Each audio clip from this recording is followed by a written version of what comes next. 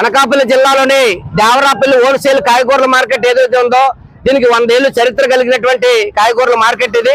ఒకప్పుడు వంకాయ బరంపురం, ఒరిస్సా, ఇతర రాష్ట్రాలకు వెళ్ళినటువంటి చరిత్ర కలిగినటువంటిది ఇది.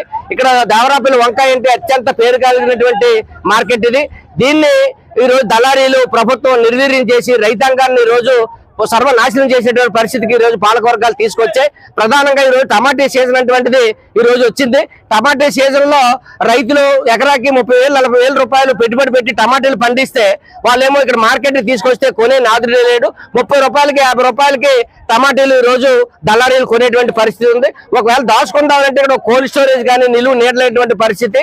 ఇక్కడ ఎండొచ్చినా వాన వచ్చినా పశువుల కన్నా అధ్వానంగా ఈ రోజు రైతులు చూస్తుంటారు. రైతేమో ఈ దేశానికి తిండి పెట్టేటువంటి రైతు ఈ రైతుని ఈ రోజు దుఃఖపెట్టినటువంటి కంట కన్నీరు కార్చినటువంటి పాలక వర్గాలకు రైతాంగం యొక్క ఉసురు తగులుతుందని చెప్పేసి మేము స్పష్టంగా చెప్పదలుచుకున్నాం. కాబట్టి ఇటువంటి ప్రభుత్వం పాలక వర్గాలు రైతాంగాన్ని నిబద్ధం సరైనది కాదు. అనేక సంవత్సరాల నుంచి కోల్డ్ స్టోరేజ్ కట్టాలని చెప్పేసి ఇక్కడ డిమాండ్ ఉంది.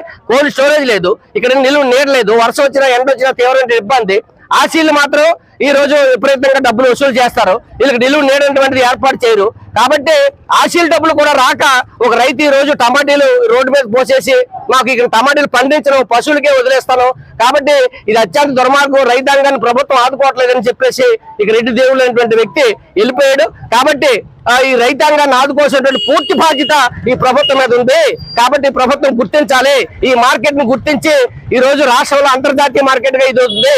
అటువంటి మార్కెట్ నాశనం చేయడం సరైనది కాదు.